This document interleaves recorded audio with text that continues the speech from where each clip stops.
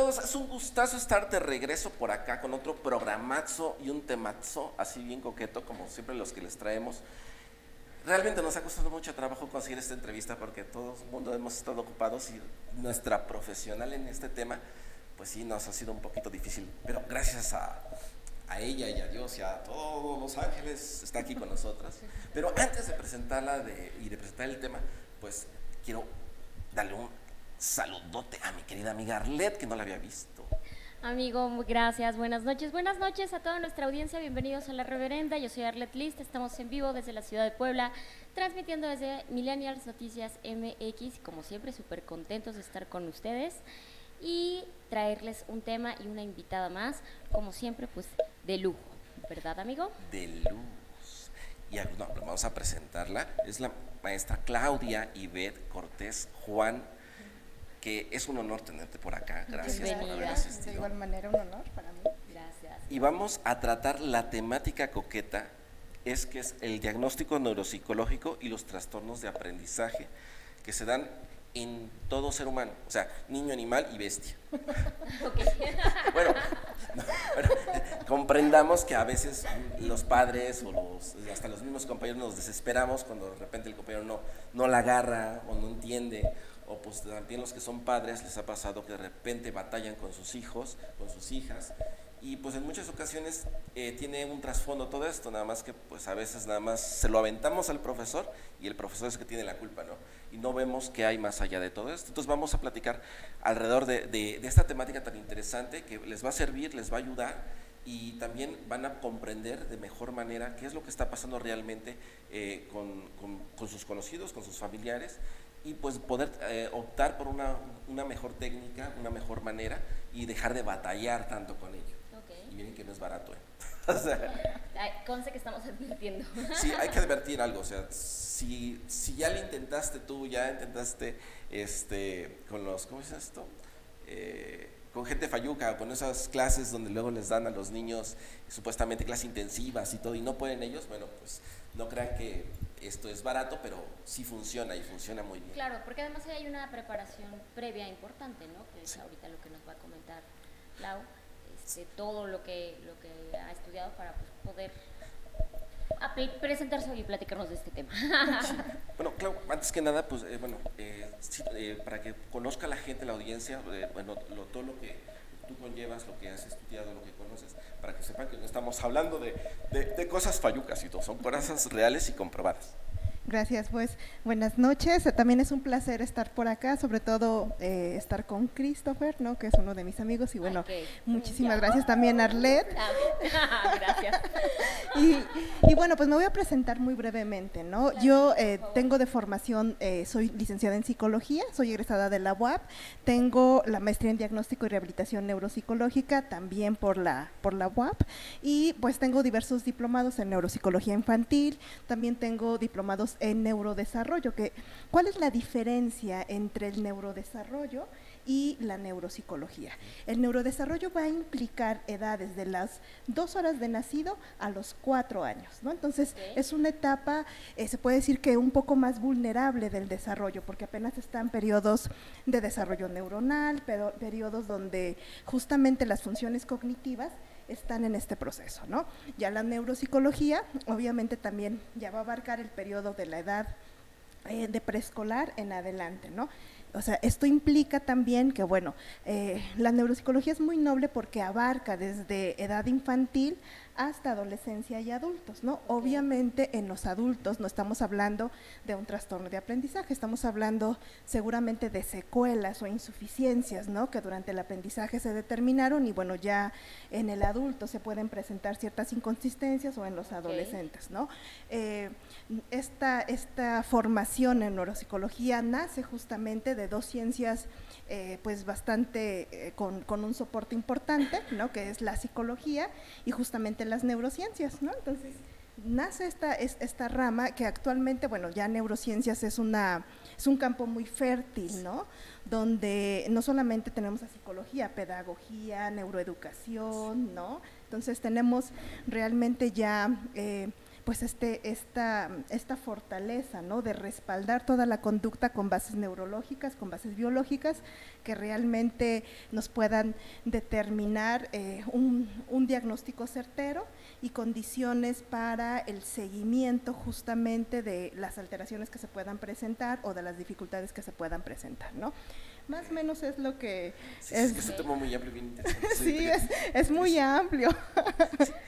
Y es que normalmente, por ejemplo, la gente, digamos que no conoce a lo mejor todo lo que implica, hasta que no agarres ya se ve dentro de las circunstancias, la situación, de la problemática, y entonces dicen, bueno, ¿quién me puede atender este problema o esta situación que estoy presentando a lo mejor con mis hijos?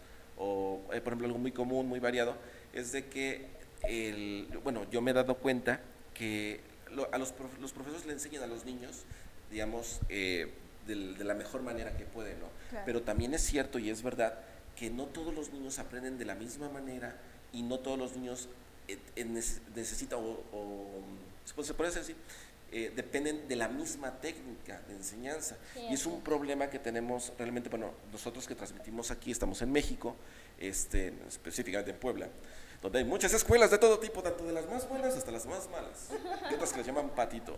Luego les platicaremos qué es el patito. Pero bueno, el caso de esto es de que normalmente pues un profesor, pues para todo el conjunto de estudiantes, de alumnos, y el profesor se da cuenta cuando existe esa deficiencia en algunos. Desgraciadamente, la enseñanza aquí se hace tendida, o sea, para todos la mismo tipo, de la misma manera. Y entonces, obviamente, hay ciertos niños, hay ciertos alumnos que empiezan a tener problemas realmente a lo mejor empiezan bajando notas y después ya empiezan reprobando y a veces ya no siguen a la par de sus compañeritos. Entonces, hasta que no, digamos, ya le genera conflicto al padre, un conflicto real o que ya está, ya el profesor le dice, ¿sabe qué? Pues necesita usted canalizarlo porque no me puedo dedicar nada más a su niño. Es una de las cosas que tenemos. Entonces, es cuando empieza el padre a buscar y a rascar y dice, bueno, ¿dónde veo? ¿Con quién veo? Voy con un psicólogo, voy con un profesor de regularización, me voy no podemos decir marcas en este caso. Sí. Bueno, pero si nos apoyan no hay nada, no hay ningún problema, luego los mencionaremos. Entonces, empiezan en esta parte y bueno, en este caso, claro, o sea, tú manejas toda esta problemática, me imagino tantos casos que has de tener en este ámbito, pero uno de los principales problemas que me imagino que se pueden visualizar es que los padres no saben con quién canalizar ni qué hacer cuando tienen ese problema. Correcto, y yo me sumo a veces no tener que hacer. Ahorita les cuento a mis hijas, pero oriéntanos, por favor. Sí, claro, yo creo que algo, Cris tocó un tema importante, ¿no? El desarrollo de nuestros pequeños, el desarrollo infantil, es un desarrollo muy vulnerable, ¿no? ¿Por qué es un desarrollo muy vulnerable? Porque es multifactorial, es decir, no solamente implica la pedagogía que pueda tener el colegio, ¿no?, sino también implica las pautas de crianza, implica el mismo propio desarrollo del niño. Claro. Y entonces, entre estas variantes, las situaciones sociales, los vínculos y los apegos que pueden realizar con determinadas figuras de autoridad, mamá y papá, las situaciones conflictuales que de alguna manera dentro del sistema familiar se pueden generar. Entonces, estamos hablando, o sea, si de repente contextualizamos realmente el desarrollo del pequeño, vamos siendo como muy justos con ellos, ¿no? Porque de repente pensamos, no, pues es que realmente pues como que tiene todo, ¿no? Pero en realidad hay múltiples factores para que pueda tener una infancia funcional y un desarrollo lo más óptimo posible, ¿no? Entonces, vamos a suponer que el contexto está totalmente favorable, ¿no? Vamos a suponer. Y que el pequeño, de alguna manera, desde nosotros cuando hacemos una entrevista, tenemos datos prenatales, perinatales y postnatales, ¿no? Entonces, si de alguna manera el embarazo fue normoevolutivo, es decir, tenemos un embarazo funcional en todo su periodo gestacional, bueno, pues esperamos que en el desarrollo, que en el momento perinatal, el chiquito no presente ninguna condición vulnerable, ¿no? Que tenga algún problema de hipoxia, que tenga presencia de meconio, etcétera, situaciones que pueden alterar ya el desarrollo posterior, ¿no? Pero por alguna razón, si se presentara algún agente externo que puede, pues obviamente, afectar el desarrollo, en este caso puede ser grueso o un desarrollo muy fino, ¿no? ¿A qué me refiero con Exactamente, ¿no? Ok. Por ejemplo, que desde que el chiquito ya genéticamente venga con alguna insuficiencia, entonces ahí tenemos alteraciones gruesas, ¿no? Sí, claro. Hay, por ejemplo, agenesias de alguna estructura. Una agenesia es la insuficiencia en la formación de una estructura, agenesias del Ok. cuerpo calloso, agenesias cerebelosas. Entonces, esto ya nos está dando pauta a que, bueno, ya estructuralmente el cerebro ya tiene una condición vulnerable, Ok. ¿no?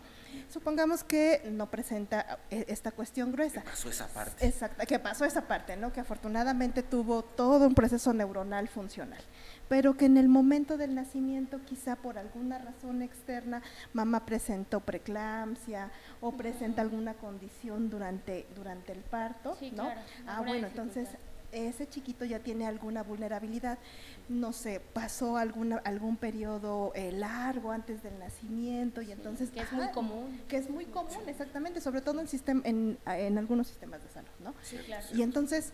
No ah, digamos. No vamos a decir nombres, Pero no vamos a todos mencionar sabemos cuál. clínicas, pero Entonces, pues ya desde ahí ya estamos diciendo, algo está pasando con este neurodesarrollo ya, ¿no?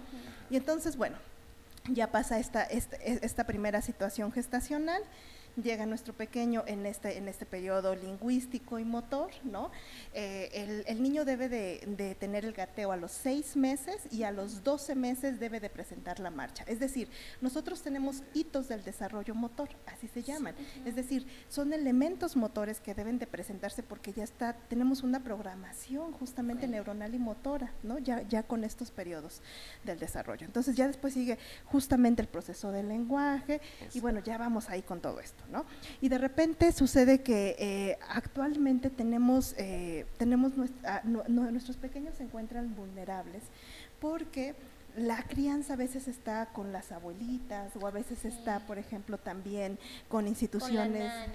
o exactamente, o educativas, ¿no? Y entonces, en este sentido de que el niño esté confortable, se le proporciona la mayor cantidad de objetos y él no va teniendo esta necesidad, ¿no? De empezar a crear lenguaje. Y entonces tenemos realmente… No tiene estimulación. no tiene esta necesidad de estimulación social y de estimulación de él mismo, ¿no? De que él necesite hablar, sino que presenta gesto indicador, y todo se le va proporcionando, ¿no? Y de repente tenemos chiquitos de 3 años que su lenguaje es mínimo, ¿no? Precario. Y entonces, en algún momento dicen, no, pues cuando sea más grande, no, pero espérate, a los 3 años el niño ya debe de tener claro.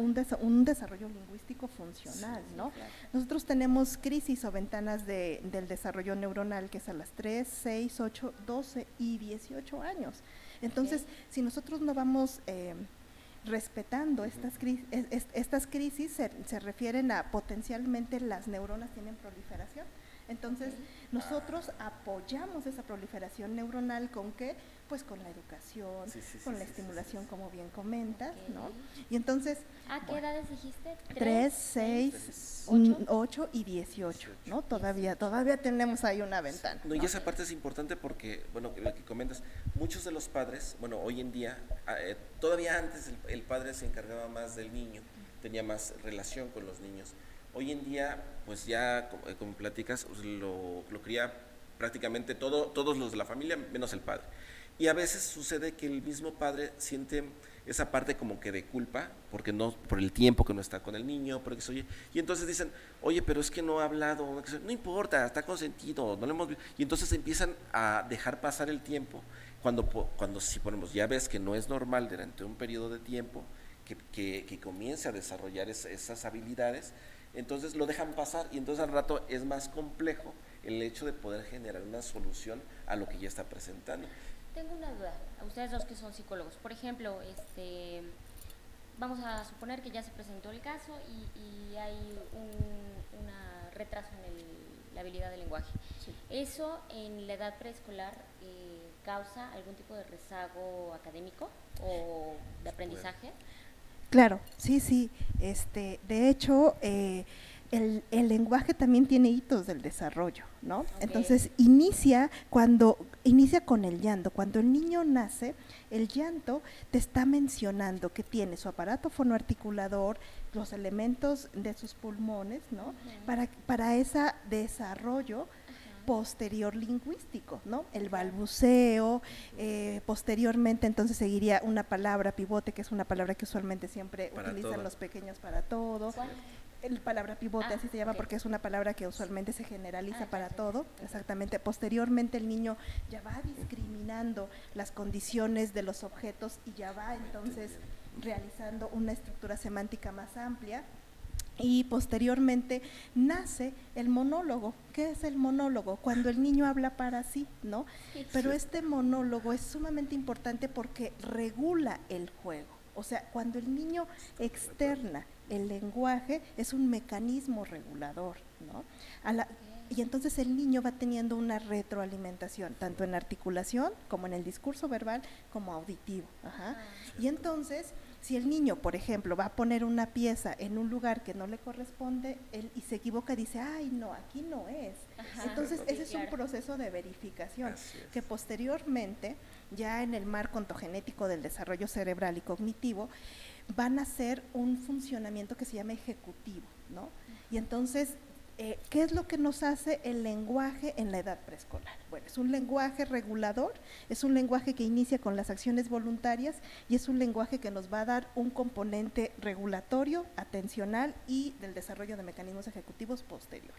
Ok. Entonces, pareciera ser que son como cosas justamente así, ¿no? Como que de repente decía Cris, no, pues déjalo, está consentido, ¿no? Pero espérate, o sea, Sí, sí, sí, ajá, todo debe de- como de repente tampoco es, de momento. exacto, ¿no? O sea, tenemos momentos específicos que no tenemos que minimizar, ¿no? O sea, Claro. que realmente forman parte de un desarrollo posterior funcional para nuestros pequeñitos, Sí, claro, ¿no? claro, Y claro. entonces ya después tenemos a pequeños que en esta edad preescolar no fueron capaces de realizar estas funciones, se llaman neoformaciones propias de la edad preescolar, ajá. Ajá.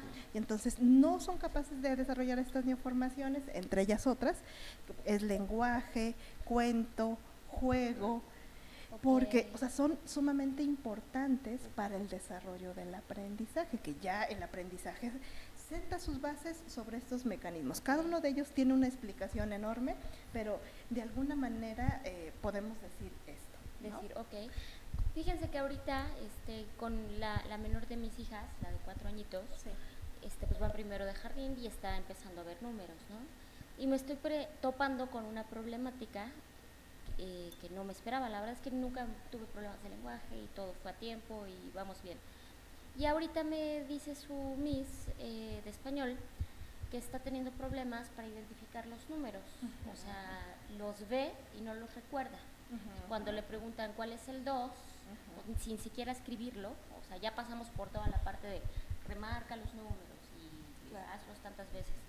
Ahora ya estamos en la parte de que le ponen cuál es el número 2, ¿no? Y le ponen opciones del 1 al 5, no se acuerda. Entonces yo dije, bueno, lo intenté en casa, estuve trabajando con ella, no logré ningún avance. La metí ya a clases de regularización con una miss con la que estuvo mi hija la grande, con la que obtuve muy buenos resultados. Está yendo 2 veces a la semana y me dijo, no puedo, no sé por qué no logré identificarlos. Entonces, pues ya me está empezando como a preocupar un poquito, porque sí hemos estado trabajando con ella, ¿no? Ya vamos 3 personas distintas y no hemos logrado ver ni tantito avance. No sé a qué se deba eso, y reitero, no habíamos tenido ningún rezago en absoluto. De hecho, la considero, no porque sea mi hija, en realidad la considero extremadamente inteligente, o sea, hasta tiene una memoria maravillosa y excepcional. Entonces me sorprende mucho y preguntaba yo a las mises, ¿no será algún problema de desarrollo? Pues que a lo mejor todavía no alcanza ese nivel o pues, ya saben, cada niño tiene su paso. Y pues digo, las mises no supieron contestarme, no sé. Entonces he estado con la duda desde como de una semana para acá, más o menos. Ajá. Bueno, usualmente cuando se presenta alguna condición que no se asimila en el aprendizaje, regularmente siempre se tiene que hacer una evaluación, ¿no? Ok. Porque Pero sí es necesario en este caso. pues si ya pasó con 3 personas diferentes y estamos viendo que no se aprende el 2, porque en realidad si tú mencionas que tiene buena memoria, Excelente retentiva. entonces tendríamos que mirar por qué el 2, los números son símbolos, ¿no? Y entonces hay procesos diferentes. Un pequeño puede tener una atención y una memoria auditiva funcional para un cuento, porque implica un procesamiento cerebral diferente, y los números implican un procesamiento cerebral diferente, ¿no? Entonces tendríamos que mirar si no está integrando, ¿no? Quizá, no creo que nada más sea el 2, ¿no? Yo creo, que son los que exactamente. Visto, ninguno lo identifica. Lo primero que habría que hacer es, bueno, determinar si tiene el automatismo, porque el niño empieza con el automatismo. ¿Qué es el automatismo? El hecho de que él te pueda decir 1, 2, 3, 4 y 5, ¿no? De manera con las manos corrida, exactamente, sin que se equivoque. Sí, ¿no? Exactamente, porque si no tiene los automatismos quiere decir que todavía esa memoria que es justamente automática no está del todo funcional, ¿no? Entonces, por ejemplo, alguien puede tener muy buena memoria auditiva, que está en nuestros procesos temporales, pero la memoria visual está en el occipital, ¿no? Junto con otros procesos de integración que forman parte del parietal, del temporal y del occipital. Entonces, ese ya es otro proceso. Entonces, yo lo que creo es que en un primer momento es identificar, a ver, ¿realmente los procesos nésicos están funcionales o algunos procesos nésicos están funcionales? Porque qué bueno que pones este ejemplo, porque esto nos va a permitir explicar que el niño, nuestros pequeños, es justamente este proceso de desarrollo, van a tener variantes en su desarrollo, no todo va a estar mal, ¿no? Yo siempre le digo a los papás, nuestro cerebro es como una serie de foquitos de Navidad, ¿no? O sea, se funde un foquito y pareciera ser que todo está insuficiente. Exactamente, ¿no? Sí. Porque va tocando algunas otras condiciones, pero nuestros pequeños, por este mismo desarrollo, van teniendo, se llama heterocronidad del desarrollo, o sea, hay algunas funciones que van conservándose, que van muy altas y otras que van así, que están a pique, ¿no? Entonces, tenemos que identificar cuál es el mecanismo cognitivo que subyace al proceso que no se está asimilando y entonces poder hacer la corrección necesaria. Te pongo un ejemplo, a lo mejor en una cuestión más compleja. Un niño que quizá ya va en tercero de preescolar, ella tiene 4 añitos, ¿4 añitos con cuántos meses? Mi bebé apenas en febrero cumplió. Está pequeñita, pero bueno, vamos a suponer un pequeño de 5 años, ¿no? Que ya estará en tercero de preescolar, ya con un componente diferente en la atención y en aprendizaje, ¿no? Y no ha adquirido los procesos de lectoescritura y también de habilidades matemáticas deficientes, ¿no? Nosotros lo evaluamos. Y entonces vamos a mirar que para el desarrollo de la lectoescritura necesita primero algo que se llama rastreo visual, que esté de manera organizada de izquierda a derecha, con una selectividad adecuada, que ya implica atención selectiva. Y entonces de repente cuando nosotros aplicamos los instrumentos evaluativos nos damos cuenta que su atención es desorganizada, es decir, el chiquito empieza aquí, para acá, para allá. Entonces su movimiento ocular es inmaduro. Su movimiento ocular es inmaduro, entonces empieza aquí, de repente va para el pizarrón, regresa y ya te copió otra cosa. Sí, claro. Y uno dice, ay, qué vaciado se ve, pero no, allá tenemos un pequeño problema. Sí.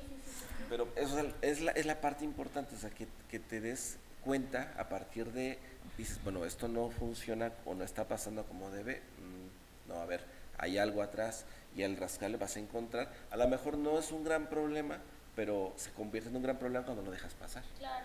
Con la grande también estoy empezando con otras cosas, creo que lo acabamos de ver. Siempre fue buenísima para las matemáticas, buenísima y la mejor de su generación y destacando. Y ahora resulta que estamos con divisiones y a la hora de hacerlas, de repente ya no se acuerdan ni de cómo restar. O sea, obvio, lo dejó de practicar. Ya te entendí. Porque estamos con ya multiplicaciones. Claro.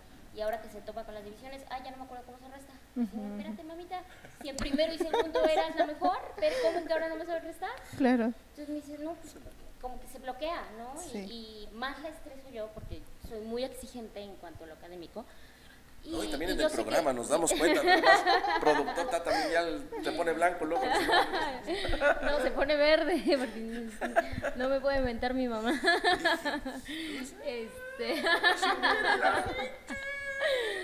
Tapitos sucios en la pelusa. Y le ejerzo mucha presión, ¿no? Y me doy cuenta y a veces trato de rectificarlo y ser un poquito más paciente y congruente. pero me gana, ¿no? Me gana esto de es que no puede ser si eras la mejor en restas, si me sacaste 10 todo primero y segundo, ¿cómo es que se te olvida restar? Ya no digamos que no le están teniendo las multiplicaciones de 2 dígitos afuera. Entonces, y esto fue apenas esta semana que me sacó de balance. Claro. Bueno, me voy a permitir hacer un comentario sin que la conozca, sin que yo haya visto. Siempre, bueno, al menos en mi caso, yo creo mucho, yo necesito observar y ejecutar y evaluar, ¿no? Sí, Eso es mi base. Pero, bueno, me voy a permitir hacer un comentario con lo que tú me estás indicando. Bueno, antes de que hagamos como toda esta cuestión de exploración y mirar y toda esta cuestión, tendríamos que mirar si en esta semana, o sea, si solo se presentan, ¿no? En esta semana, por alguna situación de estrés, alguna condición que haya pasado en casita, ¿no? Algunas veces, pues los niños tienen una percepción diferente a nosotros, ¿no? Entonces, si es un evento estresor que pudo haber causado una situación inatenta, bueno, no se debe de presentar consistentemente, ¿no? O sea, la consistencia es la que hace, se puede decir que este elemento importante, ¿no? Para poder realizar justamente el diagnóstico. Mira, te explico qué es lo que durante mi experiencia en evaluación ha pasado, ¿no? Todo el proceso de suma, resta, o sea, todo lo que implica las habilidades para el cálculo, necesitan una interiorización de cómo va a ejecutar el niño la suma, cómo va a ejecutar la resta, es decir, es un proceso. Este proceso es un proceso que necesita una base de orientación, es decir, si va a ser una resta y el número de abajo es más grande que el de arriba, el niño debe de recordar el proceso. Exacto. ¿Qué pasaba? Y el niño ya no se acuerda. Y eso a veces dicen, no, es que tiene un problema de memoria. No, tiene un problema que se llama base de orientación. Es una situación frontal atencional y de organización de la información, donde el niño no asimila y no ha interiorizado, se puede decir que los elementos pedagógicos para entender la suma. Entonces, ¿qué necesita tener? Una tarjeta externa de orientación que le permita recordar el proceso. Y entonces, si le recordamos el proceso, ella puede llegar a la situación, pero habría que ver, obviamente, también otras cuestiones de su atención, otras cuestiones, ¿no? Sí, te refieres muy distraída, se eleva el avión muy rápido. Entonces, le estoy hablando así, mami, sí. El avión. La mosca, perdón, o sea, sí, ha sido muy dispersa siempre, mucho. Claro. Sí, entonces a los adultos, déjame decirte, o sea, que a nivel ingeniería, también a nivel maestría, a mí me ha llegado a pasar y a varios compañeros que estamos haciendo cuentas y de repente ¿cómo se hace la riscolada? Oh, Dios. Es como, nosotros lo conocemos en esta área como el lapsus brutus, en otra área sería diferente, pero bueno, o sea, te pasa, es un momento, es una fascia. Como un momento un momento en el que, o sea, pierdes la noción, y neta, o sea, para llegar a la donde llega, debes de saber todo lo básico. Sí, claro. Y eso es parte de lo básico, entonces de repente, ¿cómo se hace la riscora? Bueno, ¿te acuerdas? Y dices, bueno, ya, de repente en el yo ya no me acuerdo ni cómo factorizar. No, ¿cómo se factoriza? Suele pasar, pero ya luego lo recuerdas. O el clásico que pues, vas al examen, vas bien preparado, bien listo, y de repente repruebas y no sabes cómo pasó. Pero luego, después de que pasó el examen, te acuerdas de todo perfectamente bien, de la A a la Z. Claro, pero ahí, por ejemplo, en el caso de cuando recuperas la información, puede ser por un periodo de ansiedad, puede ser por un periodo de estrés, puede ser por una saturación de información, pero también, al final, o puede ser por la falta de uso, como ciertamente comentas, ¿no? Porque a lo mejor si tu actividad estaba operativamente ya en otras cosas, pues dejas de ejercer ese elemento que aprendiste, pero enseguida lo orientan, te lo recuerdan. ¿Y por qué? Porque el almacenamiento y la información está, a diferencia de cuando te orientan y aún así no vuelves a recuperar la información cuando se te vuelve a presentar. Eso ya es otra cosa, ¿me entiendes?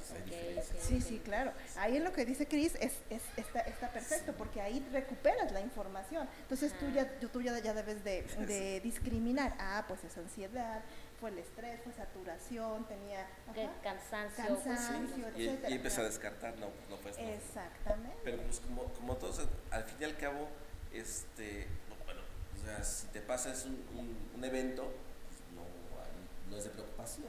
Pero si ya te pasa 2, 3 o 4 veces, entonces tenemos un problema y tenemos que ir directamente con nuestra especialista del día. Oye, qué interesante. Yo ahorita saliendo del aire te traigo a mis hijas y a ver de una vez me diagnosticas. Aprovechando y abusando. Y al rato, se me hace que va a salir caro, Arlet pero pagando bueno. a meses sin intereses. Sí. Hacetime que aceptas tarjeta, por favor. Tarjetazo. Oye, y bueno, entre otros de las problemáticas, platicábamos un poquito antes de lo que era la estructura del lenguaje. Yo me he topado también con gente, bueno, más que nada con niños que sí son muy consentidos, pero que ya llegaron a cierta edad y todavía no gesticulan bien, no pronuncian bien y se quedan en esa parte, en la de la misma palabra para todo. Ajá. O el eto o el oto. Y se les hace gracioso a los padres, me encanta, porque, ay, mira qué mono se ve, qué bonito. Pero gente externa, o sea, que ves, sí, claro. tú comparas a lo mejor los sobrinos, los hijos, oye, y tú ves al infante en esta ocasión, pues sí te das cuenta, pero los padres, a lo mejor ese amor de padre, ese consentir al niño, no se dan cuenta de lo que está pasando, o se dan cuenta pero no lo quieren exteriorizar. Y entonces lo dejan pasar con el tiempo. ¿A quién le recomienda a estas personas que y es sumamente común, cosas? Porque normalmente cuando lo vemos, cuando acudes a la ayuda, es porque o ya le generó problemas, o ya tus amistades o tu gente ya te dijeron 2, 3, oye, aguas, mira, chécale, vele. Pero si fuera por el puro padre, si no le genera, lo mantiene ahí, ya se le quitará, ya pasará. Entonces, ¿qué puedes recomendarle a las personas que están pasando por esto, pasan por estas circunstancias, y para que no lo dejen pasar o lo atiendan como debe de ser? Sí, bueno, antes de poder decir esta cuestión de la recomendación, me gustaría aclarar algo que ciertamente tiene relación con el comentario que decía Cris, ¿no? Mira, supongamos que un pequeño está en el preescolar, no estamos ahorita mucho en la edad preescolar, ahorita pasamos al escolar. Y pronto vamos con los brutos universitarios, ¿qué pasó? Entonces, bueno, supongamos un pequeño de preescolar, ¿no? Que está en el salón y entonces la maestra le dice, a ver, ¿quién fue de vacaciones? Y entonces todos los niños, yo, ¿no? Y el pequeño como que no habla, es el pequeño como que está inhibido, ¿no? Pero llega la misa a él y le dice, oye, Juanito, ¿tú dónde fuiste de vacaciones? Y Juanito le dice, a ningún lado, maestra, mis padres no tienen dinero por pagar esta escuela tan cara. Suele pasar, pero supongamos una escena más amable, ¿no? Supongamos que Juanito sí va. Y entonces le comenta, ¿no?, a la maestra. Pero en una situación, se puede decir que social, ¿no?, con su grupo, con sus pares, no es capaz de mencionarlo, ¿no? Pero así es mi hija, la grande. La situación está, ¿no? Entonces, bueno, tú dices, ¿no?, te refieren a este pequeño. Tiene insuficiencia en habilidades de comunicación social. Ajá. Eso es lo que tiene esta pequeñita, ¿no? Sí. Pero su discurso articulatorio está fluido, perfecto, como está fluido. Pero ¿por qué no habla aquí? Bueno, porque tiene insuficiencia en habilidades sociales, o lo que le de decimos, comunicación, es tímida, ¿no? Pero es una insuficiencia en habilidades de comunicación social. O sea, lo es, porque tendría la posibilidad de comentarlo. Tenemos en el lenguaje es muy complejo y es una de las funciones cognitivas más bonitas que hay, ¿no? Pero tenemos funciones del lenguaje cognitivas y funciones emocionales. Y en este caso, esa función comunicativa del lenguaje que tiene el objetivo de expresar pensamientos y afecciones, no se está presentando. Ajá. Entonces, ahí, ¿qué es lo que tenemos que hacer? Estimular. Solo estimular para que se presente, porque todo el elemento semántico, lingüístico, articulatorio está ahí, ¿no? Sí, pero claro. Supongamos que hay otro caso, ¿no? De Pedrito. Entonces, Pedrito, bueno, vamos con una niña, ¿no? Porque ya, tenemos algo con los pequeños, ¿no? Con una niña, ¿no? Entonces, Elizabeth, supongamos, ¿no? Liz. Entonces, supongamos que ya llega a los 5 años y todavía te dice pelito, ¿no? No te articula la R. Eso ya es un retardo del lenguaje. Ajá, porque ya se está presentando en una edad donde todos los componentes articulatorios fonéticos ya tendrían que estar presentados, que en este caso se llaman articulemas porque se articulan. Entonces, lo que mencionaba Cris, ¿no? O sea, nosotros estamos frente al caso de un pequeño que aún todavía omite, ¿no? Y te dice esto en vez de esto, ¿no? Y de repente te dice sopa, y tú dices, a ver, espérate, ¿por qué me dice sopa? Claro, ¿y por qué me dice esto? Ajá. Bueno. ¿Qué me acudió? Pero, entonces, el hábito motor está insuficiente ya. Y el problema es que si hablamos de un hábito, hablamos de una estructura o de una ruta sináptica que ya se formó. Por eso es que cuesta tanto trabajo corregirlo, porque de repente le dices, oye, pero es que sí, yo lo corrijo, pero después no, porque ya se automatizó. Y algo que se automatiza ya es muy difícil se debe de corregir, pero tenemos que mirar, uno, si hay una insuficiencia total del fonema, es decir, que nunca lo dice, o si lo dice en determinadas ocasiones. Si hay una ausencia total del fonema, estamos hablando de una inmadurez en unos mecanismos que se llaman de precisión motora, que son mecanismos parietales. Si estamos hablando de una inconsistencia, ¿no?, en el fonema, estamos hablando de un hábito motor inadecuado y muy posiblemente de un compromiso que se llama cinético. En los mecanismos se llama concatenación motora del lenguaje. O sea, ¿ya es algo más neurológico? Podría ser. Tendríamos, pero estoy diciendo en el sentido de que tendríamos que tener esa atención. Es decir, si el niño después de los 5 años sigue teniendo problemas de articulación, entonces estamos ante una situación ya de un retardo del lenguaje, o bien de una insuficiencia que hay que estimular. ¿No? Ok, perfecto. Y bueno, ¿qué es lo que podríamos hacer con estos pequeños? Encerrarlos en un cofre y que nadie los vea. No, no es cierto, es una mentira, ¿cómo creen? Feo es que me acordé de la época medieval en la cual los problemas se arreglaban a chanclazos. Sí. No, más atrás los encerraban. Sí. ¿En serio? Sí, o sea, por ejemplo, si salía a la mejor el hijo de un, digamos, sobrino o exoye de un rey exoye, pues lo agarraban y lo metían en la, ¿cómo se puede decir? Las mazmorras. Algo así para que la sociedad no lo viera, exoye, después ya andaba y salía y andaba por aquí y por allá, pero para la sociedad, para evitar que se colara o X o Y, lo guardaban. Así como lo hacen en ciertas escuelas, en ciertas universidades donde saben que los alumnos de plano no van a pasar, entonces esos días esos alumnos no van y nada más sacan a los que realmente sí salen en buenas calificaciones, porque pues ese tipo de universidades quieren tener un gran rating, ¿no? O sea, un gran nivel, pero pues es una verdad, o sea, que manipulan ese tipo de cosas. Sí, mira. Sí, o sea, suele pasar. Y mira, o sea que de la antigüedad a la fecha de hoy en día se siguen haciendo ciertas cosas. No, pues qué interesante. Clau, otro tema igual, creo que cada vez un poquito más frecuente. Yo te he conocido adultos con este problema, no a niños, pero sí adultos. Dislexia. ¿Qué es la dislexia? La dislexia es una alteración por los mecanismos espaciales que no permiten una adecuada asimilación de los elementos topográficos de las letras. Es decir, el niño tiene rotaciones espaciales, confunde regularmente. Nosotros tenemos dentro del marco para estudiar todo lo que serían las grafías, tenemos letras que se llaman por cercanía espacial, ¿no? ¿Cuáles son? D, B, P, Q, M, N, F, F, T. O sea, porque son muy parecidas en su escritura.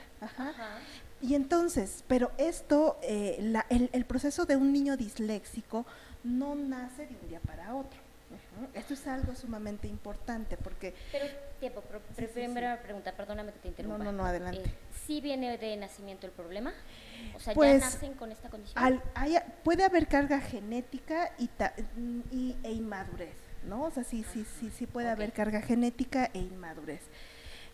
Y también puede presentarse porque no existe un adecuado cuidado en los elementos de lateralidad cuando empiezan el desarrollo espacial en los niños, ¿no? Arriba, abajo, izquierda, derecha, Entonces, todos esto, y regularmente lo que yo te mencionaba, siempre tiene, todos los procesos cognitivos, si no tienen una condición que aparezca, por ejemplo, un daño cerebral, ¿no? Que el niño se caiga, se lastime y cause alguna cuestión de daño cerebral propiamente, valga la redundancia, entonces regularmente tiene una inmadurez en este desarrollo que no fue detectada, que no fue percibida, ¿no? Ay, no me digas, y entonces no, bueno, pero pues, son gajes del oficio. yo pedí que le sacara placa, yo dije, sácale placa. No. Hace falta. No, pero bueno, a lo que me refiero es que hay de golpes a golpes, ¿no? Hay golpes que pueden ocasionar alguna fisura, dependiendo, ¿no? De la magnitud y el impacto, y hay golpes que, bueno, o sea, los pequeños van teniendo sus propios... Ya se pegó, es normal. Sí. No, Utiliza la cabeza como ¿han jugado sensor. boliche? Cuando pega la pelota, así. Así se escuchó. No, esperemos que no. Sí, no. Digamos Aún no fe, lo puedo saber, por eso pero- vamos a juntar todas las manos y vamos a pedir. Ese es otro programa. Pero ¿cuál es? O sea, después de un evento traumático, de algún golpe, se debe de mirar que el niño no vomite, no, exacto, no convulsionó, exacto, sí, ya son indicadores de alarma que, bueno, ya están refiriendo, sabes que vamos a neurología tendría que hacer la tomografía o el electro o lo que necesite hacer, ¿no? Ya es como un proceso diferente. Pero si únicamente, pues digo, lloró debido al golpe, digo, ¿no? O sea, imagínate Es si un por cada proceso. golpe que lleva un niño o una niña fuera una tomografía, esos padres tienen que trabajar horas extras, me cae. Carísimos No, esos. Claro, sí. Solo que la cerraran fue un dineral, también, carísimo.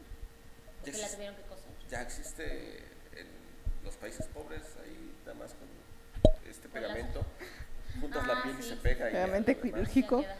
Sí, Pegamento ya- quirúrgico. Pues no estaba hablando del pegamento quirúrgico específicamente, yo estaba hablando del cola, el cola loca. Ay, ¿cómo crees? Sí, o sea, muchas de las heridas de bacteria que soy yo, o heridas profundas, lo utilizaban para poder evitar una hemorragia mayor. Pero no Que ya generó una después obviamente ya infección. salió un pegamento diferente, sí, pero sí se ha usado, sí te digo. Mira, qué buena idea. Sí, yo no lo pensaba y no lo creía hasta que ya tuvimos unos eventos por ahí en el trabajo. Digo, ¡ah! ¿En serio? Sí, cuando es una herida demasiado grande y no tienes en ese momento el material, Pero pues, cierras la herida y le pintas y sella. Ya después harás Oye, pero es caliente, ¿no? A ver, ¿qué prefieres? ¿Caliente o que ahí te desangres? No, pues sí, Sí, o sea, para remedios. calorcito. Pero bueno, continuemos porque ya no. Es que siempre nos pasa esto. Es más, si ustedes supieran que luego, bueno, tuve la fortuna de que me diera varias clases, y de repente, pues uno se interesa tanto en la temática que, pues, que te vas, pero luego también uno es antes medio curioso y empieza a preguntar de esto, del otro, y también te vas del tema. Entonces, no me dejen que me vaya el Y tema de aquí los casi no nos pasa, ¿verdad, mi estimado? Sí sucede. Perdón. Continúen. Perdón. Continúo con la dislexia. Sí, entonces, bueno, pues ya en este devenir de la insuficiencia en las relaciones espaciales, ¿no? Pues obviamente vamos mirando que desde pequeño el niño tiene inversión, por ejemplo, en el 3, ¿no? El 9 lo confunde con el 6, entonces ya son indicadores, no estoy diciendo que va a desarrollar dislexia este niño, no, son indicadores de que las relaciones espaciales tendrían que trabajarse justamente para evitar la condición, ¿no? Sí, claro. Y entonces, también la dislexia se diagnostica cuando, a pesar de que ha tenido un desarrollo funcional, el niño no logra la automatización de este proceso lector, ¿no? Pero antes, vuelvo a lo mismo, ¿se acuerdan que hablamos un poco como de la madurez del seguimiento ocular, la madurez de la atención selectiva para la unión de las grafías? Entonces, tendríamos justamente que verificar que no existiera un proceso que estuviera causando la deficiencia propiamente de la lectura antes de poder diagnosticar que efectivamente es un pequeño que tiene dislexia, ¿no? Wow. No, hombre, qué complejo es el cerebro humano. No, deja o sea, no solamente el niño, sino hay gente que ya tiene edad adulta o tiene edad adolescente mutante y pues nunca se preocuparon por ver si tenía dislexia o no, simplemente llegó como pudo. Sí, con la grande me pasó en algún momento, en efecto me confundía la E y el 3, la E mayúscula con el 3. Yo dije dislexia, ¿no? Ya sabes, yo me sentía diagnosticadora. Entonces la llevé con un especialista a una clínica especial para niños con problemas de aprendizaje. La diagnosticó, me dijeron, no te preocupes ni le metas ideas, ni le causes un rezago que no tiene. No, nomás ahí todavía le falta, porque además era la más chiquita, es de las más chiquitas de su generación. Me dijo, nada más espérate que crezca, pero no tiene ningún problema de dislexia, te lo garantizo, te lo firmo, te lo aseguro. Nada más que si no lo trabajas, en efecto se puede generar. Y yo, ¿cómo que la dislexia se puede provocar? Me dijo, sí, si no trabajas bien todo esto, no pones atención. Y dije, interesante. Y no, bendito Dios, salimos del problema en los pocos meses. Claro, sí, lo que pasa es que la insuficiencia en las situaciones espaciales justamente sí puede generar trastornos en este caso, trastornos en el proceso lector, ¿no? Ajá, exacto, sí, no sé si como tal dislexia, pero sí trastornos en el proceso lector. O sea, que el niño, por ejemplo, le cueste trabajo integrar las palabras, que tenga algún tipo de lectura anticipatoria, ¿no? Que de repente empieza a leerlo primero y ya te dice otra palabra que no está, ¿no? Entonces, o sea, esa es la lectura anticipatoria, empieza a leerlo primero y ya te cambia la palabra. Y entonces ya empezamos a tener otra dificultad, que es en la comprensión de la lectura, ¿no? Y entonces va así siendo como una bolita, ¿no? Este proceso me trae otra situación. Oye, pues me queda muy claro que hay que estar como muy al pendientes del proceso académico y de aprendizaje de nuestros hijos, porque la verdad es que las cosas, pues uno se va con la finta de que pues está normalito, y la verdad es que dice, este año no gasto, este año no gasto, el otro sí vamos a gastar. Sí, no, pues por ejemplo, yo ahorita me preocupé inmediatamente con lo que me dijeron de Alejandra, ¿no? Oye, pues es que no nos está identificando los números y no es normal. Entonces sí fue como, ok, vamos a empezar a actuar. Primero vamos a regularización. Claro. Pues puede ser que además ha tenido muchas faltas en el año, que a lo mejor venga con este rezago. Me dice la misma, ¿no? Entonces, bueno, vamos a buscar qué más soluciones hay, ¿no? O qué más diagnósticos. Claro, y una buena pregunta, bueno, de esas, digamos, cosas comunes que se encuentran, que tienes en consulta normalmente, ¿cuáles son los casos más o menos comunes que suceden digamos, con este tipo de problemática del aprendizaje? ¿O qué es lo que se ve mucho? Te lo pregunto por lo siguiente, porque posiblemente a lo mejor, o sea, los que nos están viendo, nos están escuchando, a lo mejor se identifican con algo de lo que estamos mencionando y dicen, bueno, pues entonces ya sé qué está pasando, entonces bueno, ya sé dónde canalizarlo. Pero muchas veces también pasa el clásico de que no, es que esto es un pequeño bache y lo va a superar solito. Entonces, para que de una vez las personas empiecen a ver, digo, bueno, si es necesario, pues hay que acudir a tiempo, porque entre más rápido se atienda una circunstancia, pues más rápido, valga la redundancia, va a salir de esta situación y va a poderse integrar a su círculo o a su escuela o a su círculo familiar, social. Claro, sí, las situaciones más consistentes que hay son insuficiencias en el lenguaje, insuficiencias atencionales también, ¿no? El famoso trastorno por déficit de atención es uno de los más… Yo también creo que está sobrediagnosticado, ¿no? O sea, sí hay un sobrediagnóstico de la situación atencional, porque lo que sucede es que, lo que yo comentaba, tenemos mecanismos atencionales y mecanismos ejecutivos. Los mecanismos ejecutivos son planeación, organización, ejecución y verificación, ¿no? Entonces, a lo mejor el pequeño llega a casa y de repente saca todo su mochila, ¿no? La vacía en la mesa. Y entonces ya después de ahí él quiere empezar a hacer su tarea y no sabe ni por dónde iniciar, ni cuál seleccionar, ni nada. Y entonces ese es un proceso de organización que está insuficiente y que le va a influir sobre la ejecución de su actividad. Y nosotros tenemos algo que se llama tiempo de ejecución, que es la capacidad que tiene el niño para responder ante una tarea. Puede ser una tarea verbal, puede ser una tarea de escritura, puede ser una tarea, etcétera, ¿no? Y entonces ya le está influyendo. Claro que ya cuando él decide cuál, ya pasó un tiempo, ya se aburrió, ya no tiene la misma disposición. Y entonces, sí, o sea, tenemos una situación que pareciera ser esa atencional, pero en realidad no, es una situación de los mecanismos ejecutivos. Entonces hay insuficiencia en los mecanismos ejecutivos, ¿no? Desafortunadamente, nuestros manuales diagnósticos clínicos no tienen esta categoría, ¿no? Como que todo es atención, todo es un proceso atencional, no. O sea, hay una serie de procesos que están relacionados con la atención y que no necesariamente pueden ser la atención, ¿no?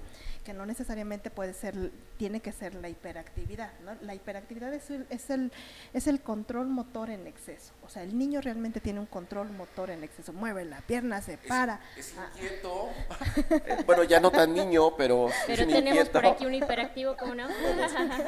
Presente. Yo Algún soy mal tenía que pasiva. tener. No, pues no. No, yo bien activo, activísimo, claro. No.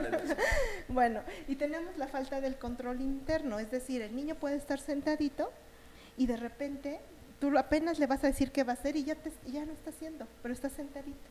O sea, no está ni hablando ni moviéndose, nada, está sentadito.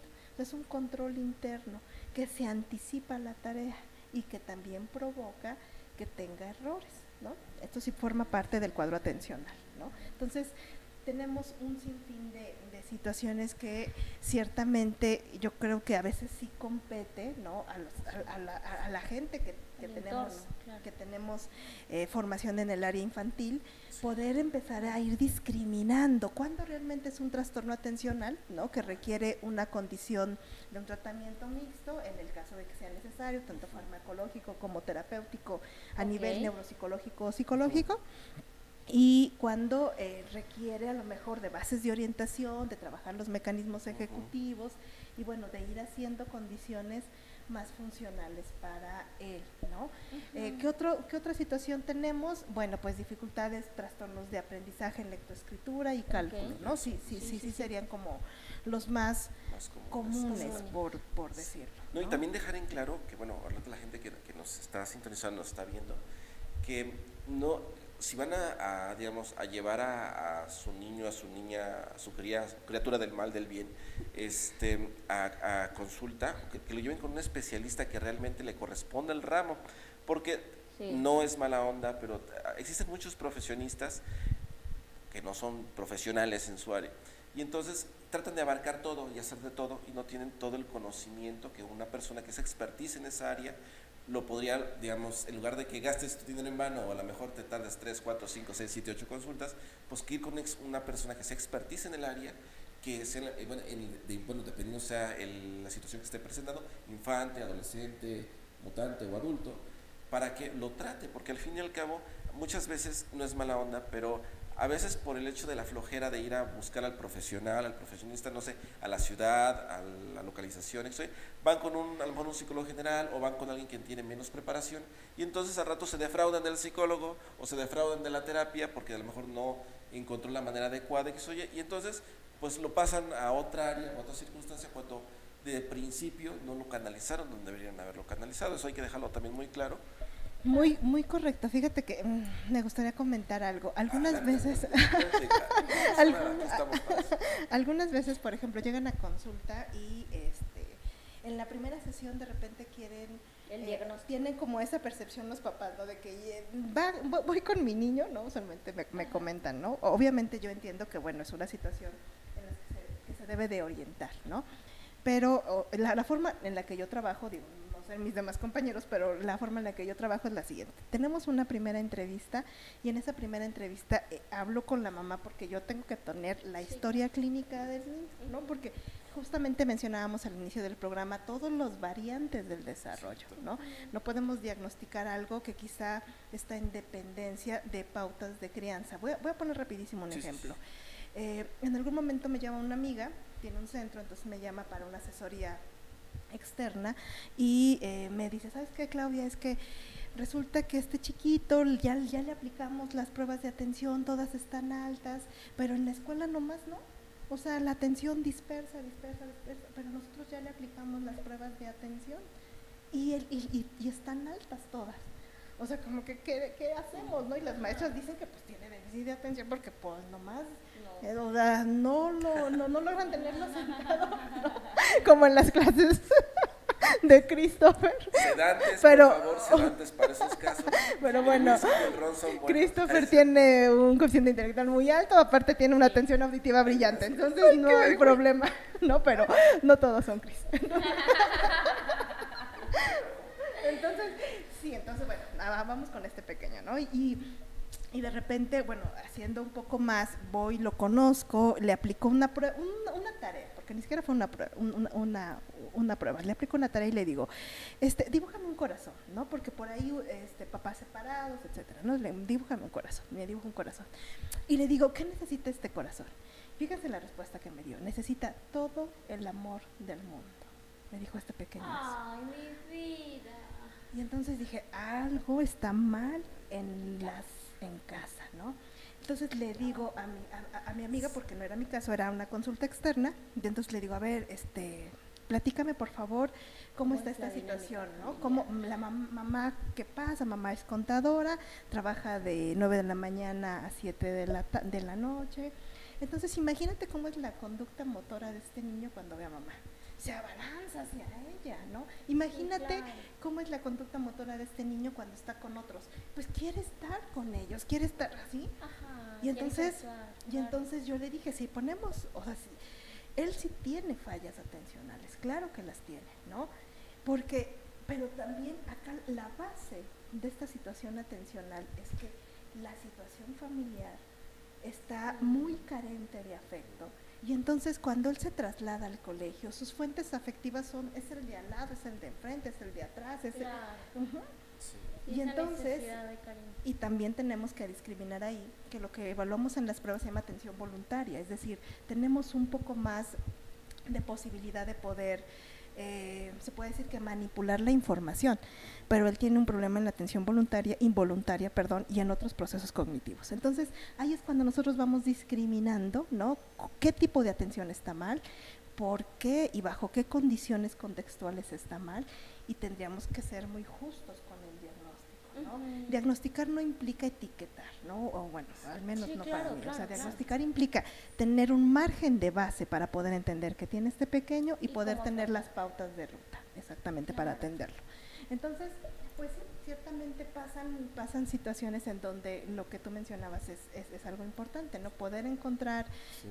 elementos adecuados para el diagnóstico. Fíjate, te voy a comentar rápido otro caso que me llamó y llega una pacientita que la diagnostican con trastorno por déficit de atención, pasa con el neurólogo, le dan el medicamento, no se optimiza la atención, otra vez buscan otro neurólogo, ya saben, es esta ruta, ¿no? Que algunas veces a varios papás puede ser que les ajustes tú como profesional, también puede ser que no, y es muy válido, Sí, ¿no? claro, claro.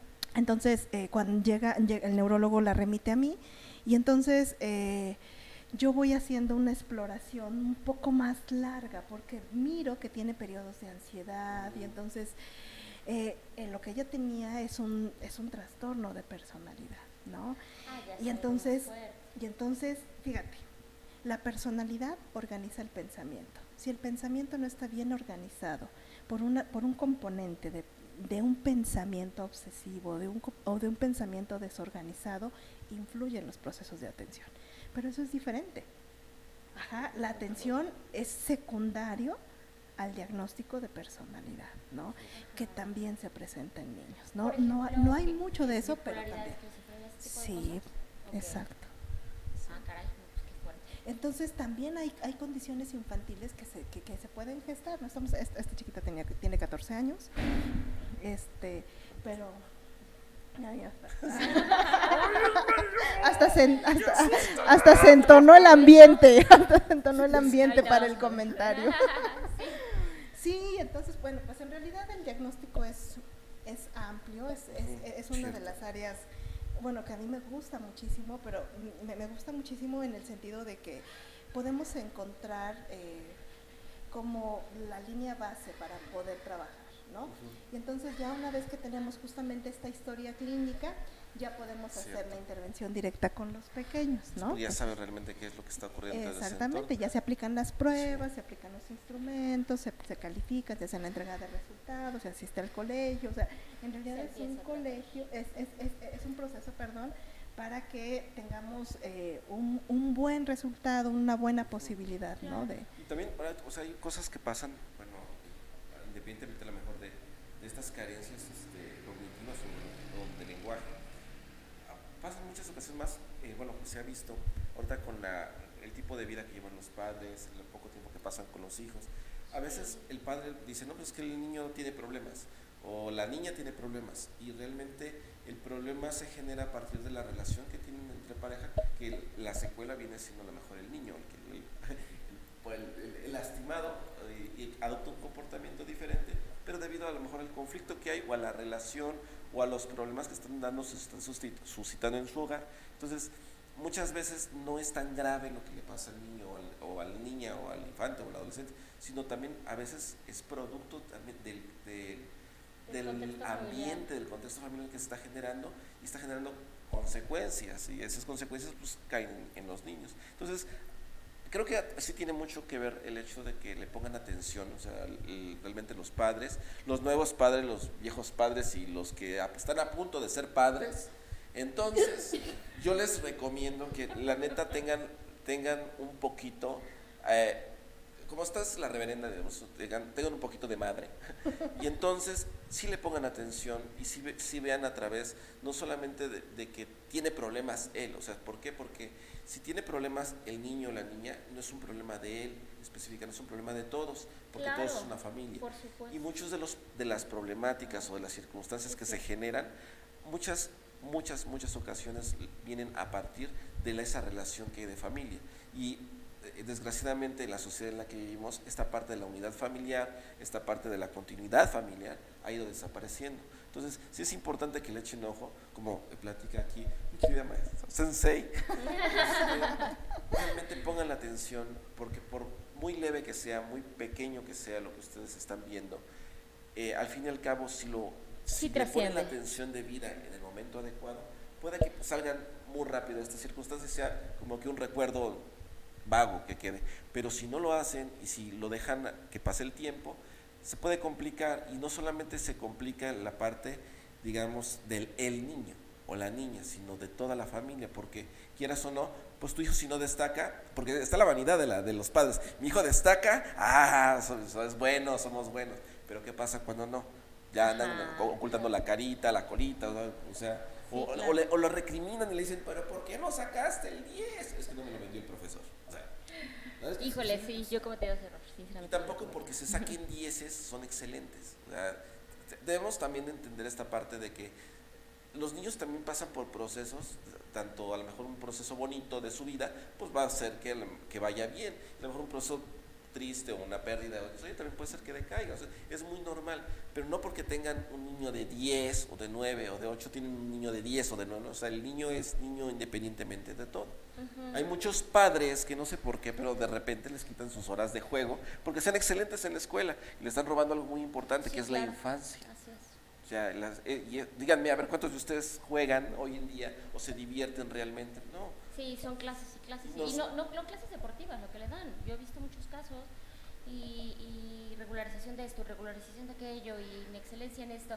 Ya vamos, mi estimado productor, me dice que ya se nos acabó el tiempo, y la verdad es que sí se pierde una infancia, que es una etapa tan bonita. Yo le decía a una persona especial, tienen toda la vida para aprender, pero solamente estos poquitos años para ser niños, deja que los disfruten también.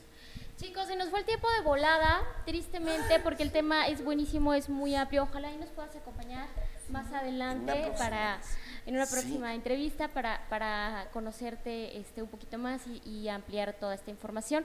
Mientras tanto, te invito a que por favor dejes tus datos a las personas que nos están viendo. Todos sus padres que ahorita les acabamos de jalar las orejas y acaban de hacer el insight. Y tus datos y una conclusión. Siempre cerramos con una conclusión que le quieras enviar a toda la gente que nos ve en casita. Bueno, pues muy bien. Yo creo que de manera podemos concluir el tema mencionando y recalcando que justamente la infancia es uno de los periodos más hermosos del desarrollo de nuestros pequeños. Merecen jugar, merecen reír, ¿no? Y también merecen una estructura, ¿no? Esa estructura les va a permitir justamente ese soporte cognitivo y emocional para enfrentar lo que ellos tengan que enfrentar, ¿no? Y acuérdense que también tenemos que formar niños resilientes, niños tolerantes, ¿no? Niños con esta disposición también, ¿no? Hacia el cuidado de ellos mismos, hacia el bienestar del otro, porque a veces también caemos en esta cuestión, ¿no? De que todo él y para todo él, ¿no? Entonces tenemos que formar niños en esta sociedad incluyente, ¿no? Tenemos tenemos que rescatar su capacidad de ellos y la discapacidad que a veces también se pueden encontrar en otros, ¿no? Claro. Entonces, esa sería como mi conclusión, observarlos en el desarrollo y bueno, cualquier cosa, pues yo estoy aquí como bastante pendiente también si requieren gracias. alguna consulta terapéutica. Yo me encuentro en el Hospital Puebla, en el consultorio 613, o también tengo la clínica que está en Mixteca 22, Colonia Nueva Antequera, y bueno, pues ahí tenemos especialidades psicológicas, tenemos también algunos servicios de salud, y bueno, pues en la Torre Médica también tenemos otros servicios médicos, y bueno, pues está también la parte de neuropsicología. Bueno, está mi teléfono personal que es 22 25 27 51 61, y no me sé el teléfono del consultorio, ahorita se los doy, que es el 431 64 71 en el Hospital Puebla. Ok, ¿alguna red social para contactarte? Pues no, yo creo que más por teléfono, sí, por el WhatsApp o por el Entonces, si por les el llega a teléfono. presentar, tiene problemas, ya sea que sea urgente o no lo sea tanto, pero pues que lo traten, eso es lo importante, ¿no? Sí, claro. Y aquí tienen una especialista en el ramo, no solamente en el de los niños chiquitos, sino en el de los niños grandotes y las bestias que ya hay hoy en día, también hay para ellos. Entonces, muchas gracias, Clau, te agradecemos de corazón que nos hayas acompañado, ha sido como siempre todo el nivel cultural que absorbemos de ti cuando uno está presente. Sí, no, yo soy fascinada, impresionante. te lo juro. Gracias, Cris. Hay otro chancito y nos puedas acompañar, eres, ya sabes, bien recibida aquí en la reverenda. Y pues yo creo que ya le dejamos muchas dudas a mi querida amiga Arlet. Yo sí tengo mucho que pensar, ya ahorita me voy a quedar con uno de estos para sacar cita, porque si no la voy a abordar ahorita, ya es tarde. Pero sí soy tan impertinente que sí soy capaz de hacerlo, pero no me van a dejar ustedes, porque son más conscientes que yo. Entonces, yo sí quiero una revisión ahí con mis chaparras para ver qué. Muchísimas gracias a toda la banda, por favor denle like, compartan. Javi Navarro, ya regresa, te extrañamos mucho. Te extrañamos, ya te cotizaste demasiado. Ya deja de la prostitución en las esquinas, no deja nada, mejor ponte a echar programas con nosotros, hermanito. Un abrazo, gracias a todos. Saludos a toda la banda, los queremos mucho. Adiós. Bye. Gracias, bye.